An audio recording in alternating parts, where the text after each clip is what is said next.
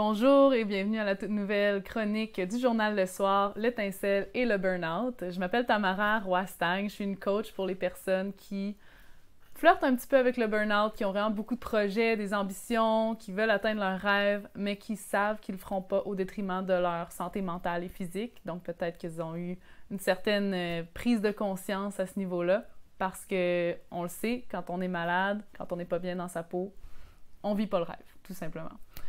Donc, si c'est toi, bienvenue. N'hésite pas à aller approfondir avec moi. Tu peux aller sur mon site web. Si tu parles anglais aussi, me suivre sur Instagram où il y a encore beaucoup plus de contenu gratuit qui peut te permettre d'alimenter ta réflexion par rapport à l'équilibre travail-vie, à le quotidien et l'atteinte des grands objectifs, des grands rêves. Donc, c'est un sujet qui nous touche tous et on a tous un cheminement très, très personnel par rapport à ça. Donc, l'objectif de la chronique l'étincelle et le burn-out, c'est de parler de cette étincelle-là qui nous fait avancer, qui nous donne la motivation, qui fait qu'on se sent en vie, mais en même temps de ne pas la pousser trop loin puis de lui donner trop d'air pour qu'elle prenne toute la place puis que finalement on se brûle plutôt que de se sentir en vie. Donc ça donne l'effet inverse si on va un petit peu trop loin. C'est pas pour rien que j'en fais mon métier. Je fais ça parce que j'ai fait un burn-out moi-même.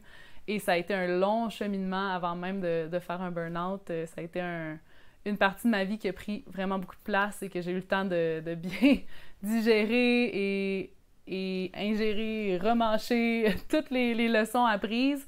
Et fidèle à mon approche, c'est ce que je vous propose aussi dans la chronique.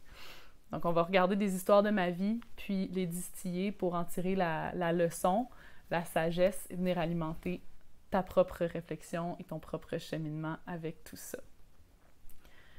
La formule, c'est vidéo et une partie écrite. Les deux se complètent, donc je t'invite à lire et à visualiser les deux. Ça sort les mercredis aux 2 semaines à partir du 23 août 2023.